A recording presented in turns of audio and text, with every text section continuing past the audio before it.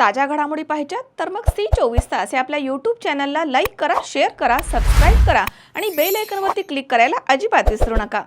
मालमत्ता आणि शरीराविरुद्ध गुन्हे करून परिसरामध्ये दहशत माजवणाऱ्या 2 सराईत गुन्हेगारांना किनवट पोलिसांनी नांदेड जिल्ह्यामधून हद्दपार केलं. ही हद्दपार करण्यात आलेल्या इसमांमध्ये इर्शाद कुरेशी, जमील कुरेशी यास 2 महिन्यांसाठी तर विष्णू यादव मेटकर यास 9 महिन्यांसाठी नांदेड जिल्ह्यामधून हद्दपार करण्यात आलाय. या दोघांविरुद्ध किनवट पोलीस ठाणे हद्दीमध्ये मालमत्ता आणि शरीराविरुद्ध अनेक गुन्हे दाखल करण्यात आले आहेत. ते वारंवार सार्वजनिक शांतता भंग करत असल्यानं नागरिकांमध्ये भीतीचं वातावरण त्यांनी निर्माण केलं होतं आणि प्रतिबंधात्मक कारवाई करून देखील त्यांच्या वर्तनामध्ये सुधारणा न झाल्यानं त्यांच्या विरुद्ध हद्दपारीचा प्रस्ताव सादर करण्यात आला होता.